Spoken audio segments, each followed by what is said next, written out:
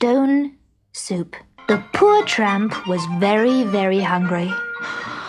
I've been walking through these woods for days and I haven't eaten a thing, he said to himself as he came to a little cottage in the clearing. Whoever lives here is bound to give me something to eat. But the tramp had chosen the worst possible place to ask for food. This was the cottage of Miss Parsimony, the meanest woman in the whole forest. Her larder was always full, but her dishes were always empty.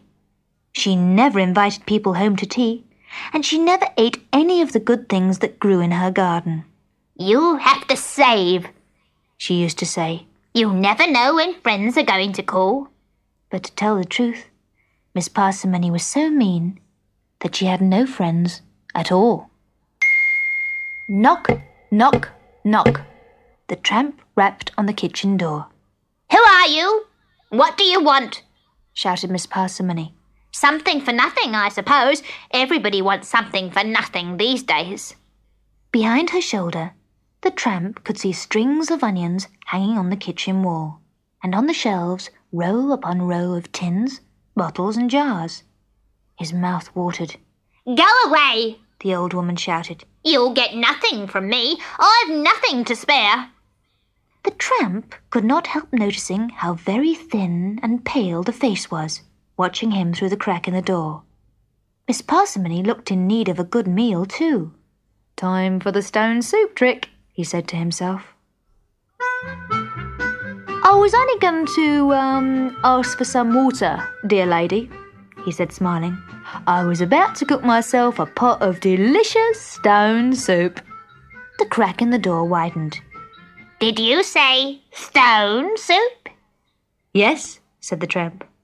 "I've got the magic stone. I only need some water." "Wait there," she snapped, and a moment later she came back with a pot of water. "How kind," said the tramp. "Won't you join me? I don't want to boast, but they do say my stone soup's the best in the world." "Never heard of it," said the woman as he unpacked an old tin and began to make a small fire outside the garden gate. Miss Parsimony went indoors again, but she watched him from behind the curtains.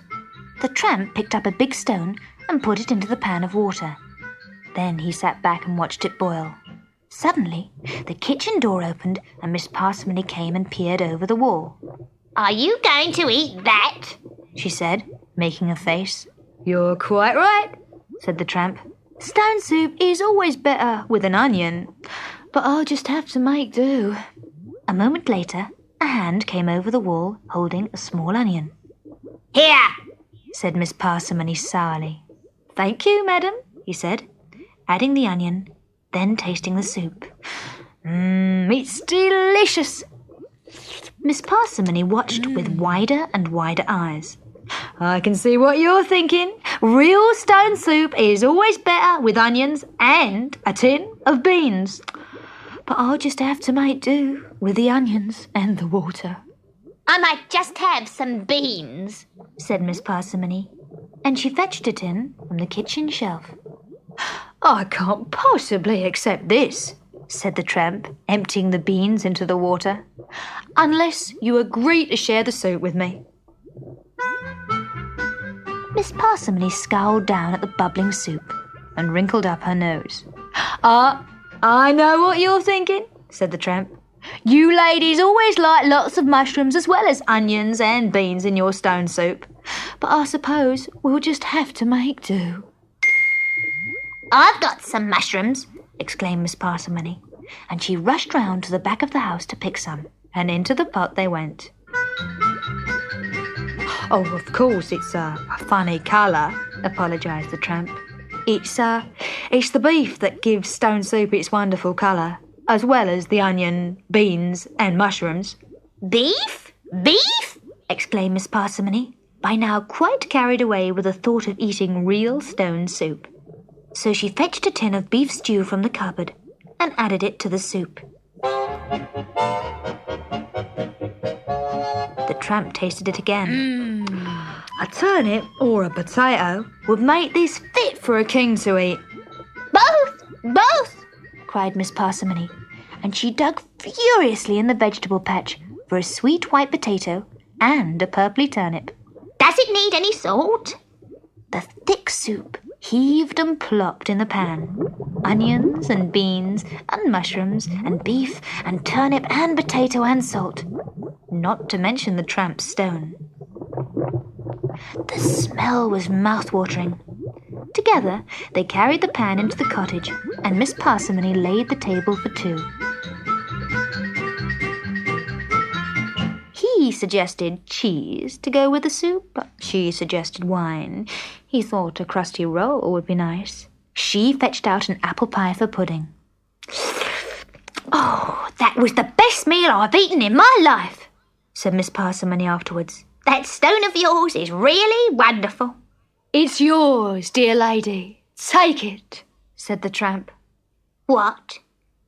Are you really giving the magic stone to me? She said, her eyes brimming with tears. Nobody has ever given me such a wonderful present. Oh, just think, I can invite people round to tea and cook them stone soup like this every single day. And it won't cost me a penny. Of course, said the tramp, pulling on his coat. But do remember to add a little salt for flavouring. No, I won't forget. And onion, and bean, and mushrooms, and some beef. No, I mustn't forget them. And a potato, and a turnip, of course. I'll follow your recipe exactly. I do find people like their stone soup best with a few little extras, said the tramp, waving goodbye